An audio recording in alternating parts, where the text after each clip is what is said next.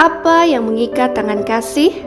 Kami selalu mengucap syukur kepada Allah Bapa Tuhan kita Yesus Kristus setiap kali kami berdoa untuk kamu, karena kami telah mendengar tentang iman-Mu dalam Kristus Yesus dan tentang kasih-Mu terhadap semua orang kudus, oleh karena pengharapan yang disediakan bagi kamu di sorga. Kolose 1 ayat 3-5. Masalah dengan gereja pada hari ini bukanlah mengenai ada terlalu banyak orang yang sungguh-sungguh mencintai surga.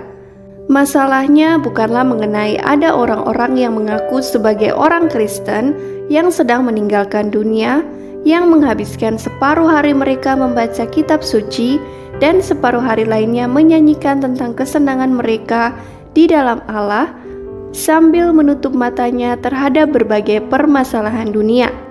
Bukan itu yang terjadi. Umat Allah tidak mengasihinya sampai sebegitunya sehingga mereka menghabiskan separuh hari mereka di dalam firman-Nya.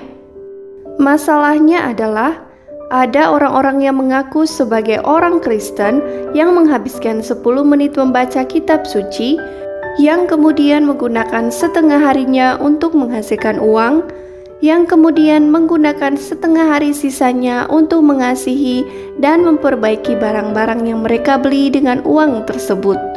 Bukan pikiran surgawi yang menghalangi ada tidaknya kasih bagi mereka yang terhilang dan terluka di dunia ini. Pikiran duniawi yang menghalangi kasih tersebut, bahkan ketika hal itu disamarkan oleh rutinitas keagamaan pada akhir pekan. Di manakah orang yang hatinya begitu bersungguh-sungguh mengasihi kemuliaan surga yang dijanjikan padanya hingga ia merasa seperti orang asing dan pendatang di bumi ini? Di manakah orang yang telah begitu merasakan keindahan dari zaman yang akan datang sehingga berlian di dunia ini terlihat seperti kelereng dari toserba? Hiburan di dunia ini terasa kosong? Dan berbagai alasan moral di dunia ini terlihat terlalu sepele karena semuanya itu tidak memiliki nilai untuk kekekalan. Di manakah orang tersebut? Yang pasti dia tidak sedang terikat pada internet, atau pada urusan makan tidur minum, atau pada urusan pesta, memancing, berlayar, atau pada hidup yang berleha-leha. Dia adalah orang yang bebas di negeri asing. Satu pertanyaan yang dimilikinya adalah, bagaimana saya bisa memaksimalkan kenikmatan saya akan Allah untuk selama-lamanya, sementara saya menjalani hidup sebagai orang asing di bumi ini? Jawabannya selalu sama, yaitu dengan melakukan berbagai pekerjaan kasih.